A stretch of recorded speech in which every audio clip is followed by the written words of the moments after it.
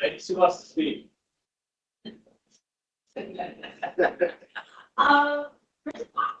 First of all, thank you for inviting us here. It's a really nice opportunity to be recognized for this. And we definitely spent a lot of time on this inside of school and outside of school to prepare for this. And I don't know if I can speak for all of us, but I really did enjoy it. And I would definitely do it again because, well, I guess we can do it again. You got seniors, right? To your teacher, do you want to say a few words? They've really worked hard, like we said. They put a lot of time and effort into it. There was kind of a three-part or three-component contest where they had to produce a big presentation board. They had to produce a 3-ring binder, kind of a scrapbook of proving that they did all the work. And then you had to give the presentation in front of judges and then come back a second time to prove that they are the best ones out of the country. So they competed against about 42 other states in this contest. So, all right, congratulations.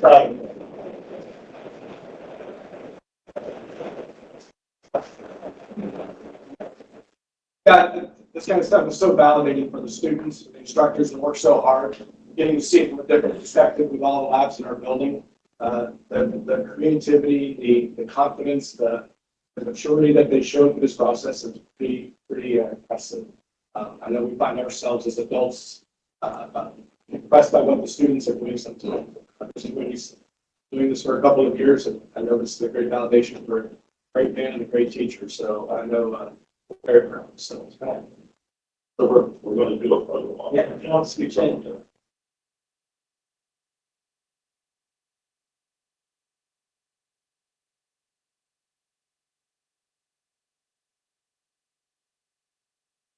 Very good. Thank you.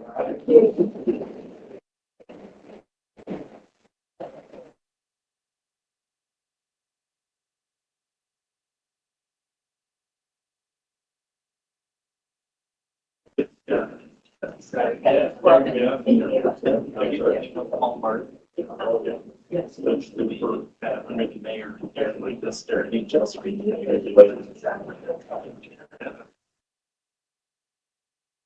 Oh, you're okay.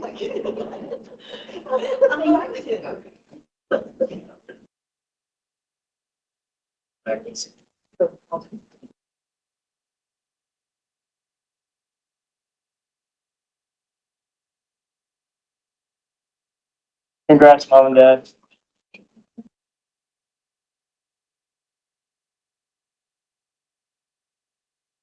Congratulations. Congratulations. Jon Kochis, so it's going to be a tough act to follow. Yeah. Well, yeah. Keep your expectations. Yeah.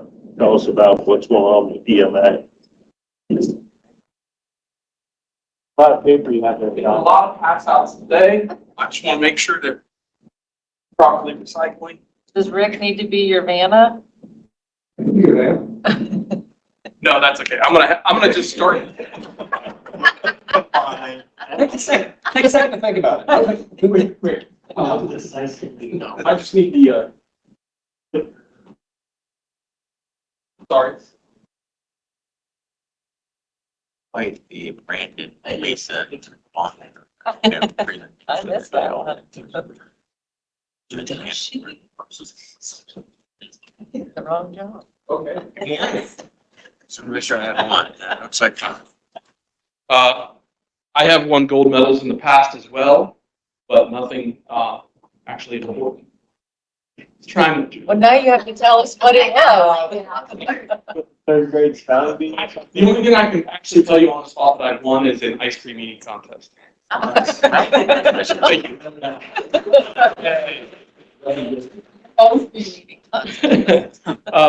So we're here today. I'm actually here on behalf of Garrett.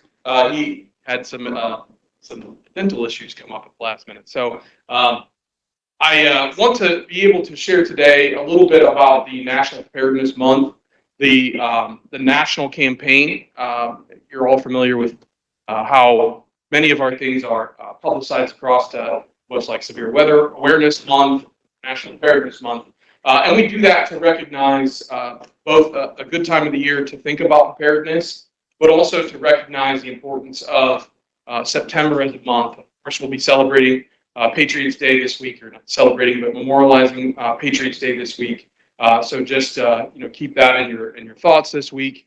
And how we address preparedness across the country is both for natural and man-made events. There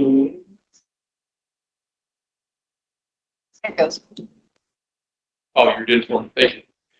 So this year's campaign is to start a conversation.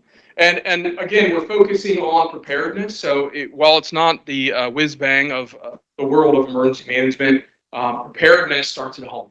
It starts at home, it starts at work, it starts with your family. So this year, we're talking about starting that conversation. I've passed around wallet cards that act as a kind of a primer for a home preparedness kit.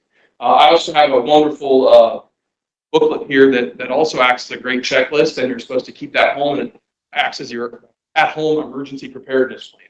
So if you get a chance, you'd like to take one of those, feel free to kind of work through that and work through with your family. The best plan is one that's done together. So set aside time when everyone is calm and relaxed. I don't know if that happens in the Zabrak household at all, but yeah, you want to take a time where you can talk to your kids, and no age is too young. We believe that getting young folks involved in preparedness sets them up in the future to be more planful in all of their life. You want to set discussions over time and be comfortable talking with your family about the situations that may arise that you need to be prepared for. So just some quick, obvious things to put in your preparedness kit. And this year, we're focusing on a little bit of a focus on animal preparedness. Animals are often not directly thought about. We prioritize, our family and our humans, but pets are important as well, and they're a big part of your family. So if you had to be out of your home for 72 hours or more, how would you have to prepare for your pet to as well be safe in that environment? If you had to go to a shelter, and as simple as a home fire could cause you to have that situation arise. So food and water for your pet, medicine. I have a diabetic cat. Really didn't think about that, but yeah, it's kind of a unique situation. How would I find medicine for a feline if I was displaced? Because without that medicine, they wouldn't be able to survive. First aid kits, change of clothing, all these really important things, not only for the immediate event, but also for that first 72 hours. And we tell people that you should be prepared to be self-sustaining for 72 hours. So, when you're in your home, or whether you decide that you're going to relocate to a loved one's house or someone else's house, just be prepared, is what we want to make people think about. So, first thing to do is to document that. And I mentioned the pass-out cards here. There's also a great form online if you prefer to do it electronically. Ready.gov is a cohesive message that we have across all counties in the U.S. So we have one message that we share, and today my counterparts in other counties are probably giving you the same message, or giving their commissioners the same message. Locally, though, we don't also encourage people to sign up for a notification system. The emergency notification system, Alert Fairfield in Fairfield County, is sponsored by the commissioners, and that service to the community is extremely valuable. It saved lives. It saved found children, found older adults. It's used monthly at least, but even more so as we face different severe weather seasons. So again, thank you to the commissioners for sponsoring that important system and continually keeping it on. Social media is also a great avenue, a great tool to use, and that keeps people up to date on maybe less important issues, but nonetheless important information. The sheriff has a wonderful mobile app that he also shares information on as well. So how to get involved, and that's the most important step, is getting involved in your community if you have the time. So actually tonight is our first class of CERT for this community emergency response team. Is our volunteers locally who assist in disasters. So we have 62 roster members. That fluctuates all the time as people have different life events and time. We've trained over 600 people over the years. And that training is just as important as having the members on our roles, because they are still responders in their home. And they now have a training that gives them a little bit more knowledge and understanding on how to respond to at least a disaster and that affects their personal life. They assist us in damage assessment, shelter management, and food distribution. So those are important things when we come to a disaster in the United States. We always assume Red Cross or FEMA is going to jump out of an airplane and help us. But that local assistance starts locally. It is our faith-based organizations, it's our private nonprofits, it's our community that helps support each other. And I think that's important to note, that we don't need to rely on anyone else. We can be self-sustaining here locally, but the important thing is we have to get back. CERT is one avenue. There are many other avenues. And CERT, that class, again, starts tonight. There's still late signups. If anyone's interested, I could probably ask a favor to get you in. But it is a 5-part class that teaches you basics on preparedness and how to help in your community. So lastly, and most new, I guess, is sharing your preparedness story. So, it's one thing for people to see our emergency management, social media, when the commissioners share messages, but we actually hope people will share what they do with their friends and family on how to be more prepared. So this year, we're asking you to start a conversation with your friends and neighbors on how you are prepared. Every time we do a talk like this, we have stories that are shared about, this is what I do. And there's some wonderful ideas in there that we've never even really thought about that we now apply and tell people about. One of the first times I gave this talk many years ago, it dawned on me when a gentleman said that, he talked about storing water in his, well, he has a hot water tank. I have 75 gallons of hot water. It's going to be water that I can drink. So I don't really have to prepare gallons of water and jugs of water. And it's a great tool if you know how to operate the water heater without power. But it is an always cycled source of fresh water in your home that most people don't think about. You just have to know how to extract water.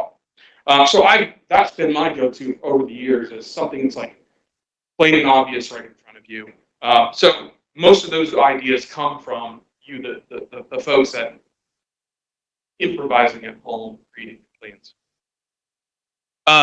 Again, this is I'm going pretty fast. But a short message on preparedness, I'm sure. Hey, I get back to the time. And Dan's not here, so you can scan this QR code without getting in trouble. It's okay. I promise you it's safe. But it does take you to our website to sign up for Alert Fairfield. So if you haven't done so, the sign up is very quick. You sign up with your home address or your work address, and you can receive alerts based on that location. Any questions? So, John, so my 20 years in fire service, the number one emergency, there were others, but probably the number one emergency that people weren't prepared for is loss of electricity, especially in cold months. Yeah. During ice storm or a blizzard or whatever. I remember the 78. I mean, it was bad. Yeah. I mean, 15-foot drifts and so on and so forth. We rescued with snowmobiles, raining.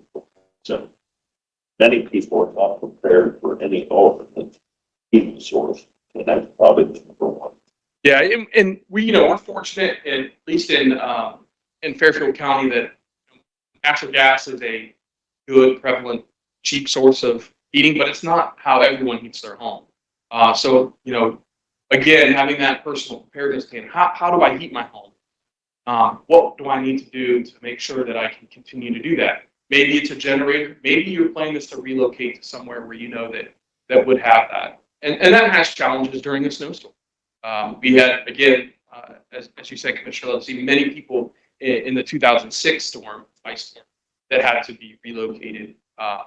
Not rescued, but they were going to freeze in their home if they weren't relocated. And that's a difficult task in this environment.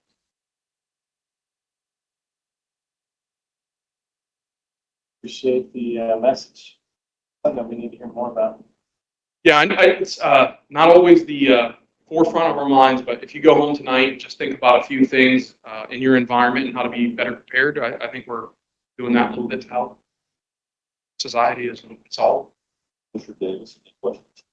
Yeah, just, I had the opportunity to watch Twister the other night. It was a lot of fun. I mean, it's a little hokey, but I enjoy hokey, so that worked out for me. But what I was wondering about is, it seems to me a few years ago, I heard something about Tornado Alley shifting in some regard. And then I haven't heard anything about that recently. And I just wondered if there's, did the demarcation lines of Tornado Alley shift? And are they still shifted, or what's going on there? Well, I can tell you that Ohio has set records on the number of tornadoes. Fortunately, the size and strength of tornadoes has not dramatically increased Ohio in the last 10-year climate, folks. And we have an amazing climate department in Ohio State. And they have a lot of great data. And our weather service team at Wilmington and the whole weather service system, amazing folks. And they're always taking cuts, and they still continue to provide a service that we all want. Side note. But yeah, that still has continued. The data shows that it shifts into Ohio.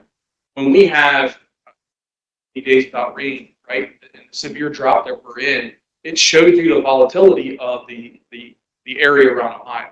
But I also read a wonderful thing that Ohio, the Midwest, the lower Midwest, shares with some of the tropical areas you call like San Diego and Florida, the most consistently temperate days. Just a temperature swing, not extreme cold, not extreme hot. That also draws more people in. So where we've had acres and acres of farming going on and open spaces, we're not seeing that tornado issue become more prevalent because those were open spaces and now they may be homes. So obviously, we talk about it every week that the increase in population will increase those tornado impacts.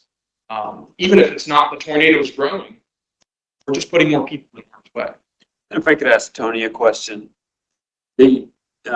I had a writer the other day, and they were talking to me about the drought, and they said, how's your water table doing with this drought? And I said, I don't know, there'd probably be restrictions out there if we were in trouble when there's not. So do you have data on that or any information as to the extent to which the drought has impacted your operations? Drought hasn't affected a lot of the groundwater sources. Okay. It's the ones, reservoirs like the city of Columbus and stuff that have seen a drastic impact. Even the city of Columbus is not, they're just watching the level. It's not that they're critical or they're restricting anything. I don't think anybody in the area is really restricting any water usage. They're just having no burns. Yeah. So that they don't parse the water. It has secondary impacts like algae blooms at Buckeye Lake. As Tony mentioned, the fire watch, that's an important piece that's going on right now due to that drought condition, burn ban. And we did some promotional items yesterday regarding that to help support the fire departments. It's not that they're trying to overreach, but a simple backyard fire could spread quickly. People know there's a burn ban because I just learned about it. We just threw that same push of social media, advertising, discussion, news outlets. No, I'm sure you don't check the fire marshal's website every day. So No, and I got off social media, so. oh, you're one of those Not that unreachables. one. Yeah. Yeah, well, and that's a big target audience right now that we're trying to figure out of people who have decided to not be on social media. It's hard to reach them. Me too. I appreciate your work, John. Thank you. Thanks, Mr. So, President. John, a couple other things. I remember Commissioner Davis asking you the question, what keeps you up? Oh, it's still severe storms, tornadoes. It's just the unknown impact. When we talk about ice storms, and we know for a couple of days it's coming. It might not really happen. They're wrong about half the time, but the impact of a tornado is so sudden and violent and random that, I still, we joke about our phones being on all night, and, that's the phone call I don't want to get, for sure. And reaching people who aren't necessarily, in the information loop also worries us. And I've also talked to several people who have shallow wells that have gone dry just recently. Okay, so I was wondering if personal home wells had, it depends on every situation for Wells sure. that are 30, 40 feet deep. Yeah. A lot of the wells that I'm sure Tony had, probably in excess of 3. Yeah, we talked about it at our LEPC meeting last week. And Carrie from the city said that, they don't feel like there's been any impacts in the underground. We're fortunate in Fairfield County. We are all of our water services underground. There is one surface water, but it serves Junction City, but the water's in Fairfield County. And even that Rush Creek Lake seems to be holding up decently well. John, thank you Thank and you. staff for everything you do. Appreciate it. Thank you, John. Thank you, John. So we've reached the time for public comment. If you wish to do so, please approach the podium and give your name and address, and you are limited to 3 minutes.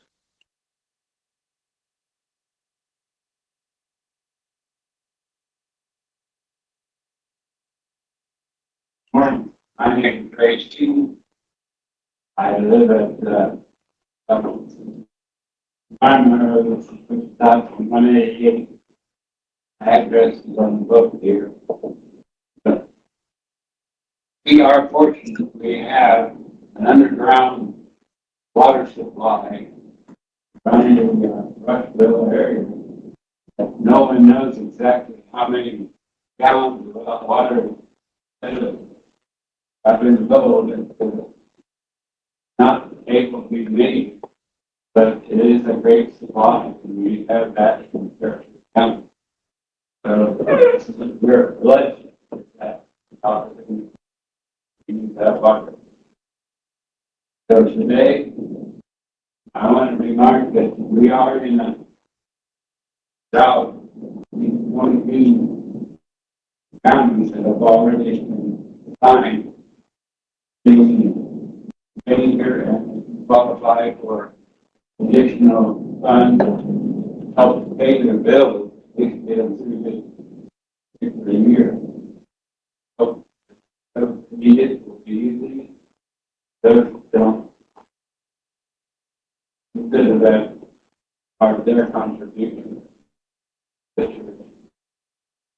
That thought, I'd like to lift this body in prayer. Lord, you know the people here, know who they are, their responsibilities, and we pray, Lord, that you bless them with knowledge that they need to carry out their response and their actions to be contributing to the welfare of every individual in this country and city life. Praise you and thank you for leadership. Now listen to your guidance. All help each other through each time. Even if you're not affected directly by it, we pray that you be considering the others that are in need. In Jesus' name. Thank you, Ray. Who would like to be next?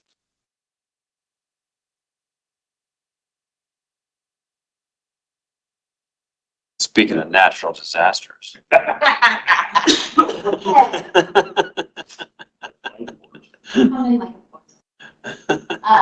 Stephanie Taylor, out of Community, Southeast Ohio. The few things that I wanted to mention today actually fell in line. Already happened here. So that was, well, so John, you have won a golden hammer from the audit competition. Oh, yeah. Facilities team, so they were in first, so, I mean, the Good job. was great too, so. Champion. Yeah, we'll have to do a rematch here in February, around to the next event. But I wanted to talk about the house that we moved with the Eastland-Fairfield Career Center. We are dedicating that home with the family on September 27th, that's Friday at 11 a.m. It's been a long time coming. This was the first house, so it took a little longer than we expected because we had to work out all the kinks on both sides as we start this partnership. But, you know, I talk about all the time how that educational system and the things that we're doing to get trades into the world again. I think that backup is fantastic. And so we're putting amazing that they all participate in Skills USA in different ways, in different classes. And we're just excited to be a part of that in however we can and affecting our community as a whole. So that is coming up, put it on calendars. Like I said, September 27th, 11 a.m. And Thursday prior to that, that day before the 26th, we've got Workforce Center. All the things, and brought up the shifting of morning. I just listened to a really great podcast on that. CBS News does Unsung Science. And we just talked about that it's not technically shifting, but growing. So it's now including the southeast. That unsung science. Yes, a lot of it's also learned about the creation. So Stephanie, you know, the work you get, especially building this house at the Career Center, you know, it gives a lot of real world skills to the students and then provides a house. So get the double benefit. Absolutely. And that's one of the things we love about the partnership is it's an ability for them to get the real world experience. They're not just building a 12 by 12 box that they then drive all and then tear down every year that does nothing, goes nowhere. This is a true impact on them learning not only the skills of the trade, but some leadership opportunities. We've got the kids that lead some groups that day. And then they get to see the true impact in the community on the family when it's all finalized and done. How that's a full circle involvement. And they have started their next house already. Right by, you can see they are working on the floor system now. And we're excited to see that one wrap up this year. And there'll be one every year that'll go to Fairfield Beach. Hopefully by spring in the school year, early summer. But you know, 1 year there. So I think, you know, you're here so often and, you know, we're now in this pattern of rolling out a new house every once in a while that we forget to maybe take a step back and realize the impact that, that you're making in our community, right? And this is driven by you. You know, I know you've got a great team and a great structure behind you, but this wasn't happening before you came here.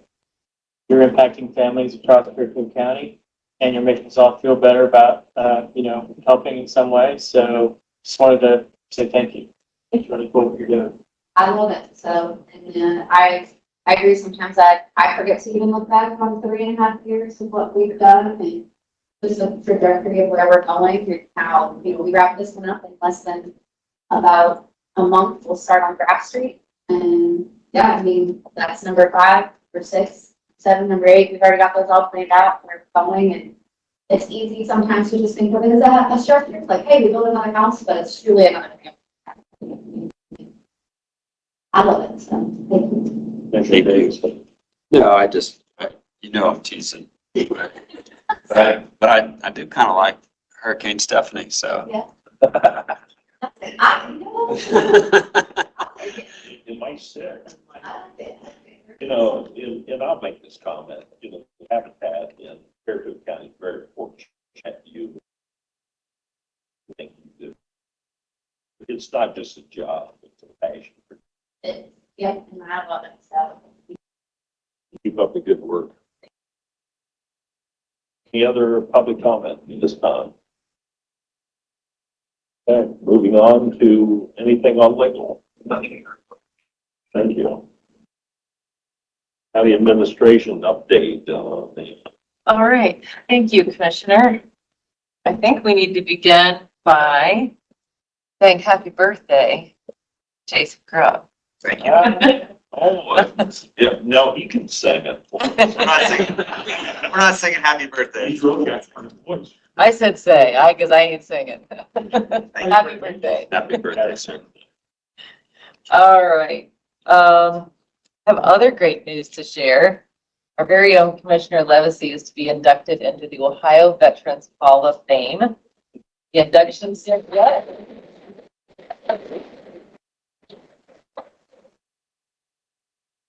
This induction ceremony will be held at the Ohio State University Fawcett Center on November 7th at 9 a.m. I think we can bring a crowd, so we'll let folks know about that. But Commissioner was one of the honorees chosen from among 81 nominations.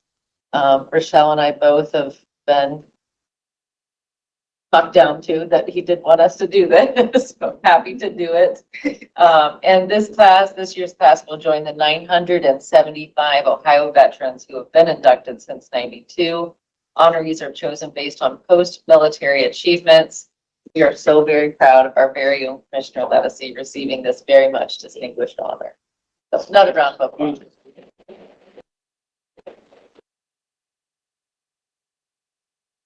So, military service, it wasn't anything I chose to do. I was actually in college at the time. Allowed my exemption to go 2 days past its due date, and they came and got me. And, quite frankly, it's probably something I'd never trade for $1 million. It was really quite an experience. But all that being said, it was during the Vietnam era, and Jim Monson will attest to this. The military wasn't treated very well during that period. I remember coming home around 70, around Williamstown, Pennsylvania. Stood for 4 hours in one place, never got a ride. It was a tough time. Now, had I not had my uniform on, I probably would have gotten a ride. But it was really a tough time for a lot of the people who served, and many of them did not come home on 57,000. For fellow Americans did not get home. That terrible situation. But, more importantly, I think it's very important that we remember, especially those who served in theater, because not only a lot of them haven't recovered from that. So again, just remember those who have served, because it's very important. Thank you.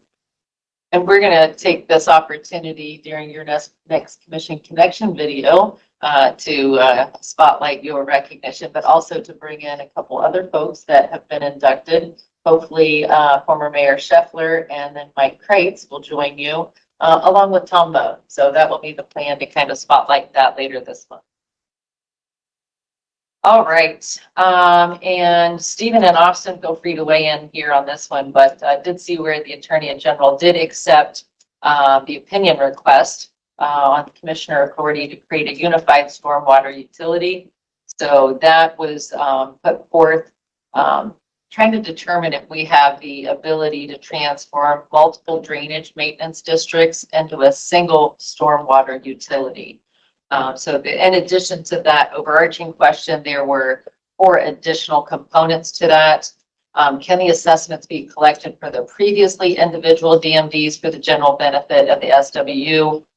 The answer to that is no. Can the assessments previously collected for the individual DMDs be used to offset the stormwater utility assessment for those landowners covered by the now defunct drainage maintenance district? And if the answer to questions 2 and 3 is no, what are the legal ways that a county may dispose of the previously collected drainage maintenance district funds? And then lastly, would the creation of a stormwater utility supersede the drainage maintenance districts that are reported on a final plat? This is arising out of the commissioners trying to improve efficiency. The county has 119 drainage maintenance districts. So when the county wants to change that assessment base, it does have to hold discrete public hearings for each of the 119 drainage maintenance districts, allowing us to consolidate those drainage maintenance districts into a single stormwater utility would allow the process to be collected more efficiently. And since there would be more landowners and a stormwater utility, cost to landowners would be generally lower and aggregate. So just wanting to let you all know that that is moving forward at that level. So thank you, Steve and Austin. I'm not sure who was the one pushing that forth. Consultation. Perfect. Thank you. It's very complicated, but hopefully you end up with a good resolution. That's why we're kicking off the AG's office, because it's actually a novel issue and not heard of before up there. So either we're on the cutting edge, as Fairfield County always seems to be, or we've got a crazy idea in our head. We always are. We're always the first. Like it. All right, moving on to highlights of resolutions. The review packet does contain a list of administrative approvals, and we have 13 resolutions on the agenda for the regular voting meeting. There is a resolution to consider the vacation of a portion of Allen Road in Violet Township.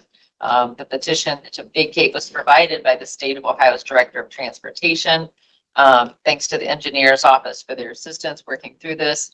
That letter was dated August 21st. Engineer's office received it September 5th.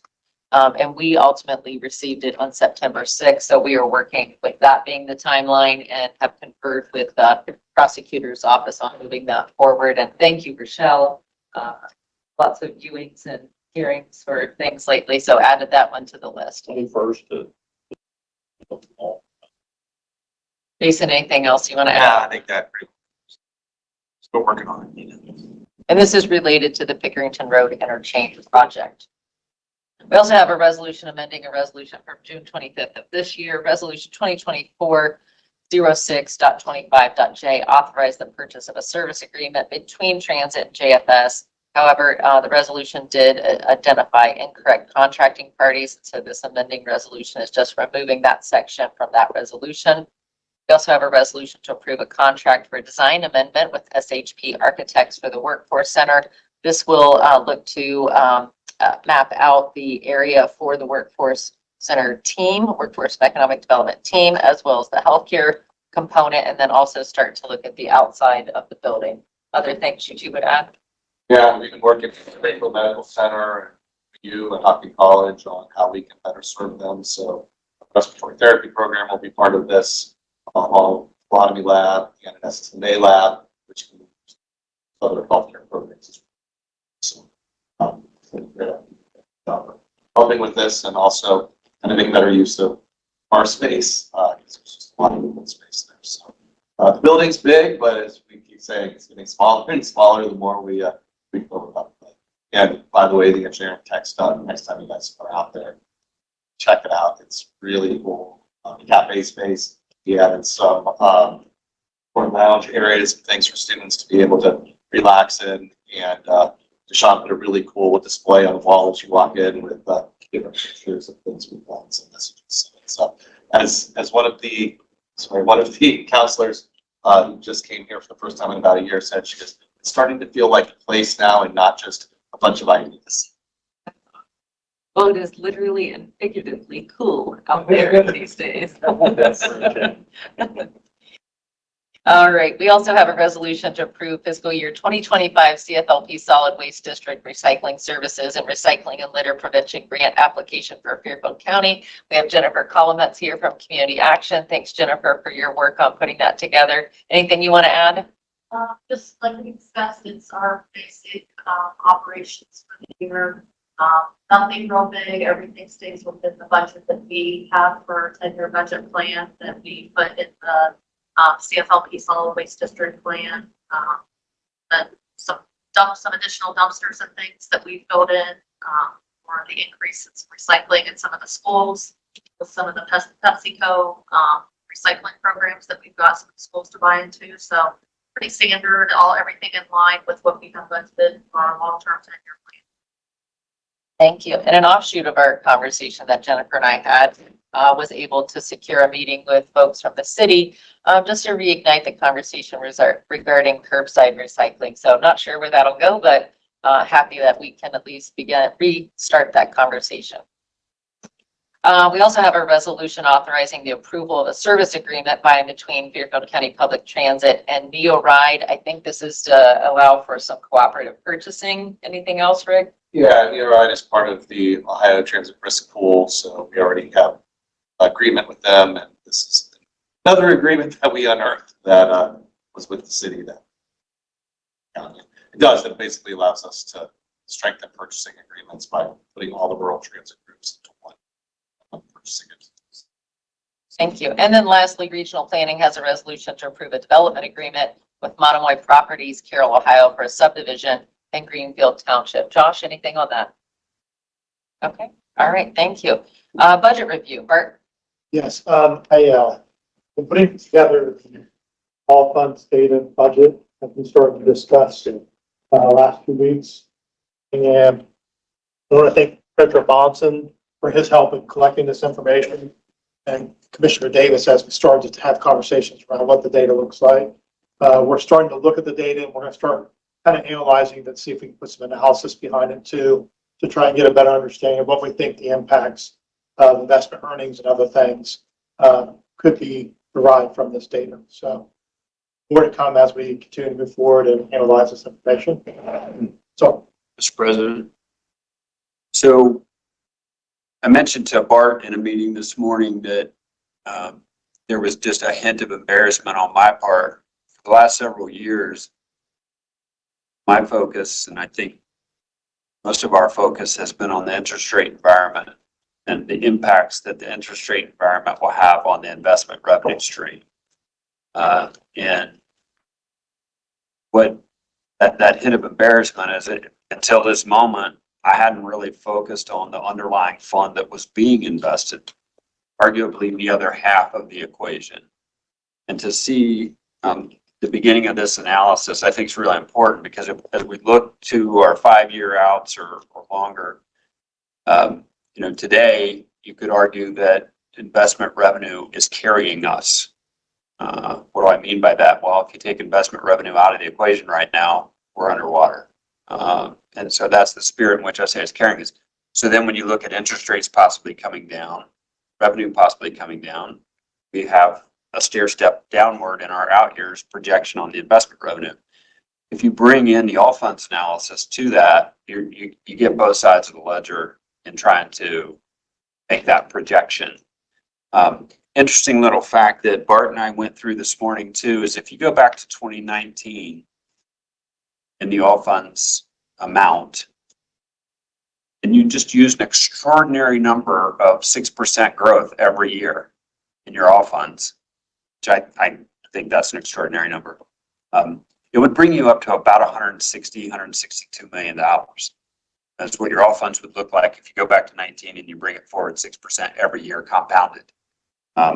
Sitting here at 286, it's just an extraordinary number. And so one of the things I think Bart is going to do in the near term is kind of go through line item by line item, see at least the major ones, and understand from those prospective entities what's going on here.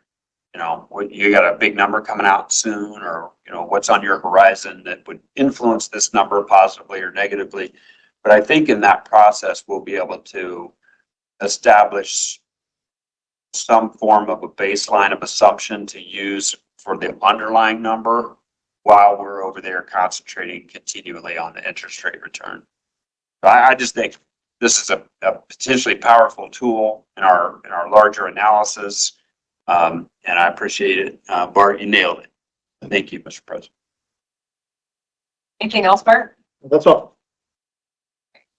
Moving on to calendar review and invitations received. Rochelle? Thank you. Decorative Arts Center of Ohio is hosting a members reception for their upcoming exhibit on September 20th from 5:30 to 8 p.m. And I won't be attending that, Commissioner. Sorry, Rochelle. Oh, no, you're fine. CCAO is hosting a Marks Program Update webinar on September 23rd from 10 to 11 a.m. There will be a Patriot grave marking ceremony to honor Nicholas Brown on September 28th at 3 p.m. at the Fletcher Chapel Cemetery in Millersport. A save the date was received from the Columbus region for their Economic Development 401 seminar, which will be held December 6th. A thank you from the Baltimore Village Administrator, Matt Nyheiser, was received. A letter from Lancaster Fairfield Community Action Agency regarding their 2024 holiday gift program was also received. From the County Auditor's Office, we received the map of the month. A press release dated September 4th titled Fairfield County Auditor Announces 2024 Weights and Measures Excellence Awards. A memo regarding Geographical Systems Update, Annual Financial Information Statement, review and analysis for the renewal of the agreement for enterprise resource planning, and an update on general fund revenues. And the September 5th wins of the week. Oh, also the photos from the National Payroll Celebration are in your packet. The commissioners also received correspondence regarding industrial solar projects, and that is it. Thank you, Rochelle. That's all, Commissioner. Commissioner Fix, any old business? Well, last week, we had the opportunity to meet with the folks at Pleasant Township. They invited us to come in, Tony Vogel and Holly Matei and I sat in on their commission meeting, and they basically were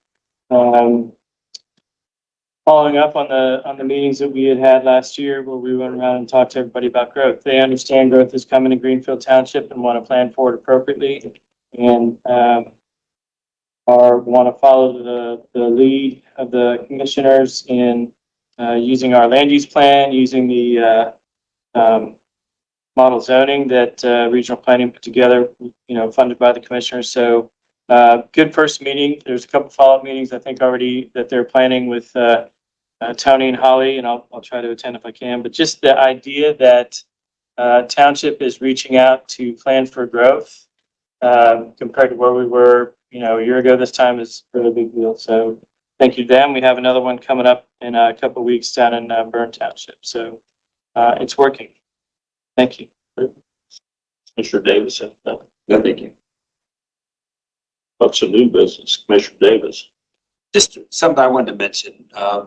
A number of people have texted me in the recent months that said, "Hey, how you doing? Checking in. I appreciate it." And last night I got one of those texts, and I texted back and said, "I'm doing fine. How you doing?" And then I got the answer that shocked me. One of our friends and colleagues, board member of the Land Bank, Zach DeLeon, lost. He didn't lose, but he didn't win a motorcycle truck battle, and he's got some broken stuff. But as soon as I got that message from him, learning about that, I talked to him. He seemed in good spirits. He's doing well. He was even trying to figure out if there was a way to zoom into the land bank meeting today to continue his service there. But I think he expects a full recovery, but he's in it. So maybe a little thought or prayer for Zach's speedy recovery would be in order. Thank you, Mr. President. I have no new business today. Thank you.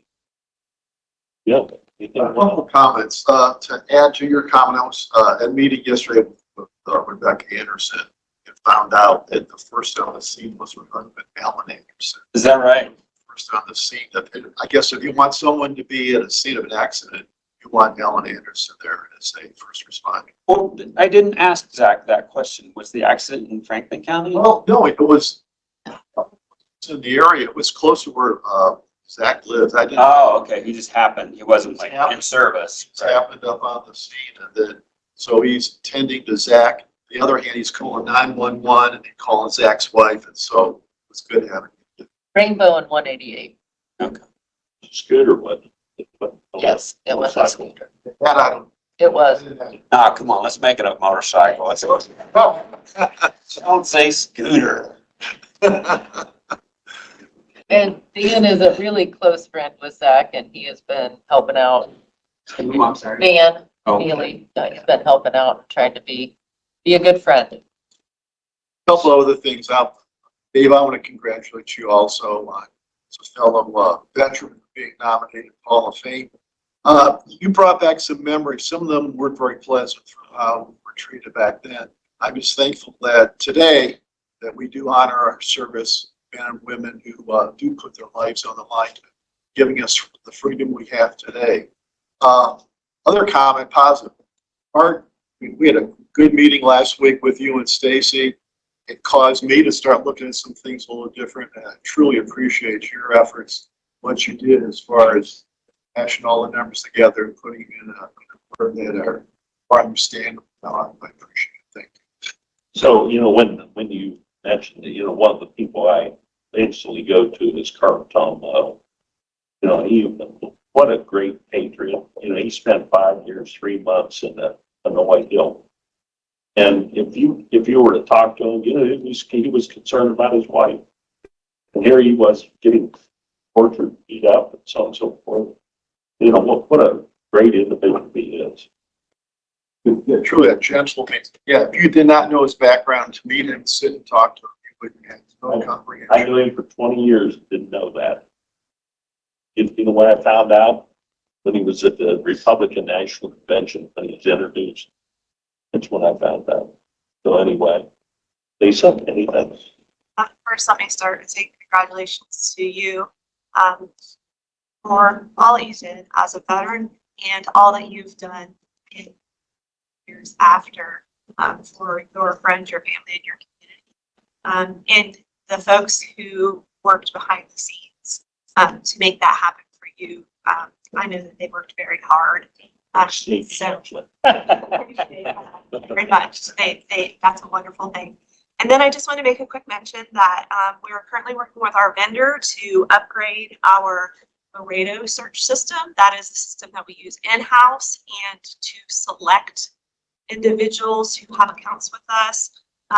That is going to be changing for the better, and our vendor is going to be coming later this month to help pull that out. So that's exciting, because right now, if someone wants to be signed up for that, it's quite a process, and it links them to our accounting system. And we don't necessarily want random folks linked into that. So this new program will allow them to be able to sign themselves up without linking into our accounting and billing system, and have the benefits of being able to do a better, more cohesive search. He said again, happy birthday. Thank you. Congratulations. You get to spend a little time with the engineer's office. I can spend the afternoon with you folks, and we're looking forward to that. So You'll be there. yeah, Bill Moravia and I'll be there. Yeah.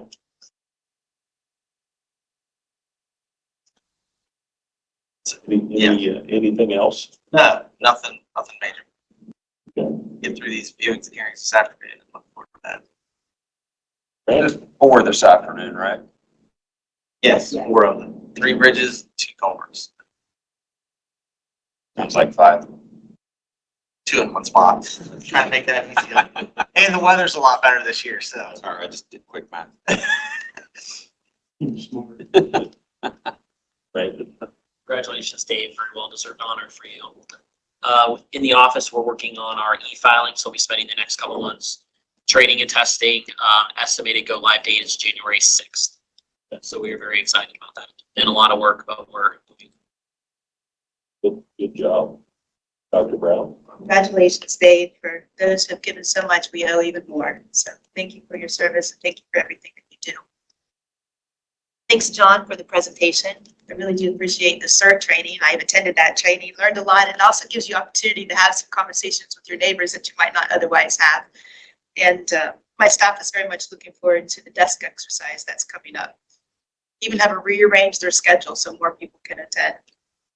As we think about modernization, there are 3 different things that we're going to have effective in January. One is you hear it here first, Doc Link, and we'll have a logo relating to that. That's more than 60 different political subdivisions will be able to use a new technology to transfer data, to access data, and it'll improve consistency, and it'll also reduce duplication of effort. So we're very much looking forward to that. Thank you again for the American Rescue Plan funds to put that in place. We have the lot split application and other new GIS applications that are going to be effective in January. There are 2 conveyance receipts that are errors from title companies. We're getting all of the documentation for that, but as that is paid into the general fund, we don't really have a refund process for that. So we'll be reaching out if we happen to need some support in getting that done. Total about $2,000 of the total conveyance. But since we know there are errors from the title companies, it seems appropriate to make those corrections. In our Making Numbers Count financial leadership, we have a full schedule. If anybody has suggestions for those topics, we'd be very eager to have them. We'll be settling up those agendas in October. And relating to the conversation about interest and balances, we do have information that's been received by the Budget Commission that indicates certain property tax balances will be reduced over the next 5 to 7 years. That's very important. If that were to change, we would have to have that information from Budget Commission perspective too.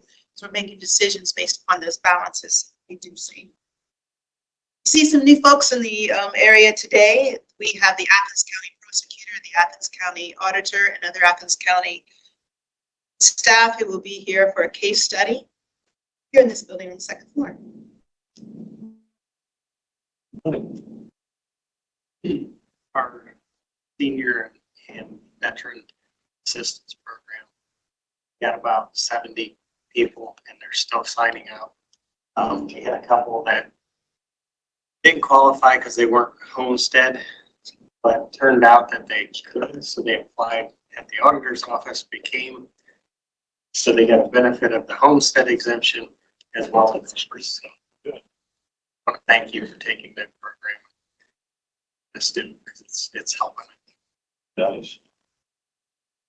We're closing a deal this week for authority for the 39,000 square foot medical office building in Pickering, which will get that project off the ground. So it's moving Pickerington some funds for some insurances for now. It's our first project in the city of Pickerington's opportunity, and I had the privilege last week to speak at the Ohio Economic Development Association's annual conference, and was on a panel with One Columbus talking about the importance of regionalism and how they work with the local entities. It's an honor because it was nice that they chose Fairfield County to be represented to talk about how to work with regional economic development arms and local economic development arms. And I think this just shows how far we've come in the last 5 years. I think the relationship to be more regional partner is kind of an outpost. Played a big part in that. Not anything else? Nothing additional. Thanks for the upgrade on the restroom. You know, it's only fair. It's only fair since they did the ladies. Little update. Corey, quick update on our work with the post-consumer brands. With Rick's team and our Lord J, our management jobs staff have been on site 3 times now at close to help prepare them for their job search. 3 different occasions, and each one of those for 13 hours to cover all 3 of their shifts. We actually had their corporate vice president, Ken Ellis, stop into the Miami Job Center yesterday to let us know how grateful they are for all of the things that they've been doing for their staff, and that they are excited about next week's job fair that we're having on site. Matt told us that we have 60 employers scheduled to attend that event. So I think that's a great testament to how the local employment community is anxious to hire these folks who they know have a strong work ethic, because many of them have been there for quite a number of years. So that bodes very well for their prospects in backing the work.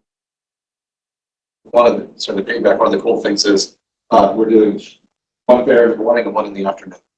So that way it's hitting all 3 shifts have a chance to come, and most of the employers would control. It's pretty unheard of in job fair. So get in, get out. Very good. All right. So, please rise at your aim and join me in the pledge of allegiance.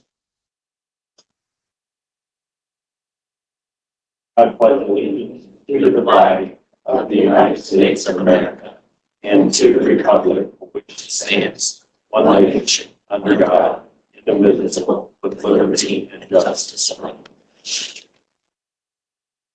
Rochelle, any announcements?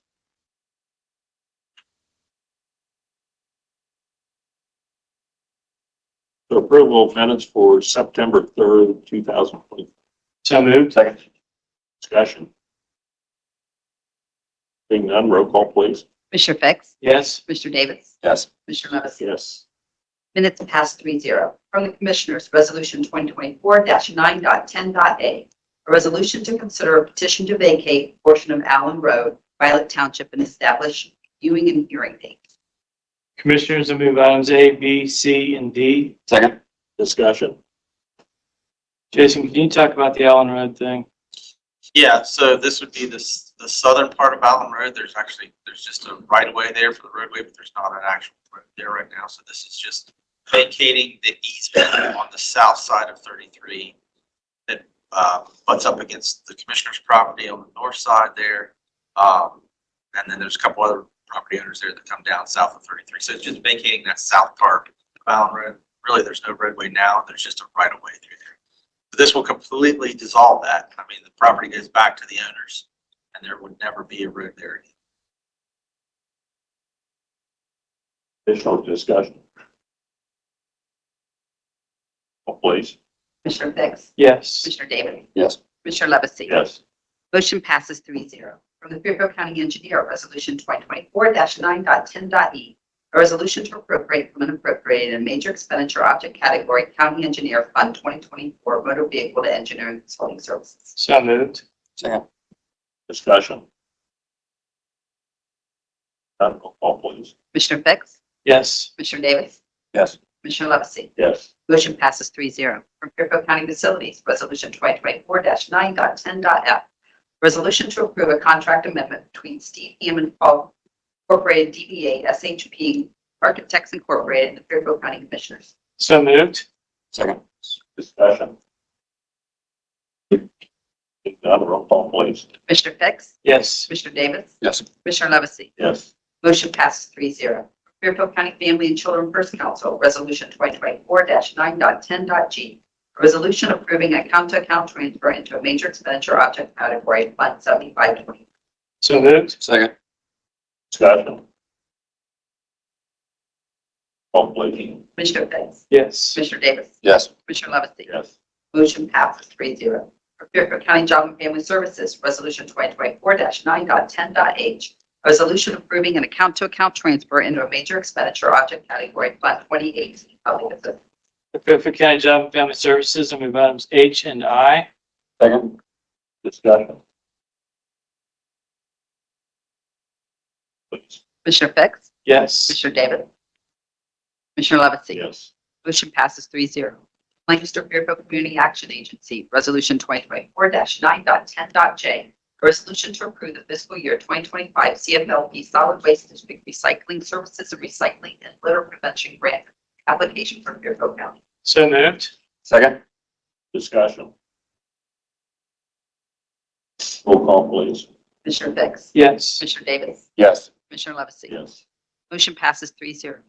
Fairfield County Regional Planning Commission, Resolution 2024-9.10.k. A resolution to approve a development agreement for the Monomoy Properties Carroll, Ohio LLC subdivision. So moved. Second. Discussion? Seeing none, roll call, please. Commissioner Fix? Yes. Commissioner Davis? Yes. Commissioner Levesey? Yes.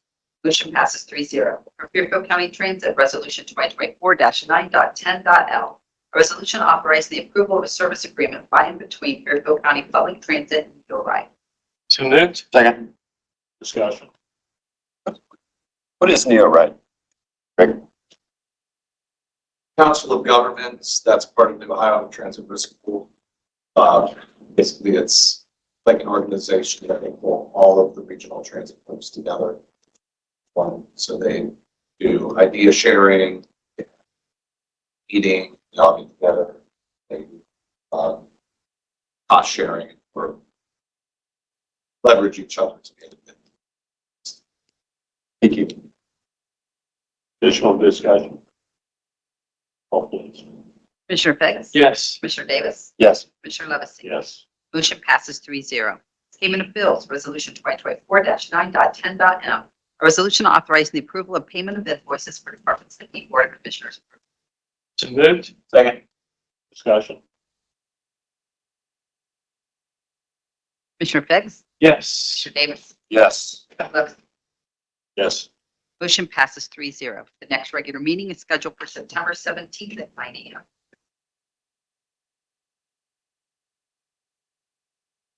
Any additional item to come before the Board of Commissioners before we go into executive session?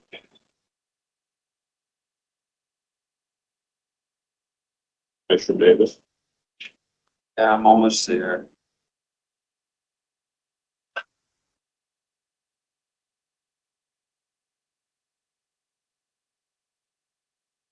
So I'll make a motion to go into executive session to discuss personnel issues. In that session, I'd like to have commissioners representative from the prosecutor's office, county administrator, deputy county administrator, sheriff, and the clerks. Second. Roll call, please. Commissioner Davis? Yes. Commissioner Fix? Yes. Commissioner Levesey? Yes. Thank you. We have this executive session, then we have a second for the potential sale of property after that. After we complete those, we will go into review. We can expect no additional business to be conducted at that time. Executive session. Thanks, Casey. We did this for Vice President.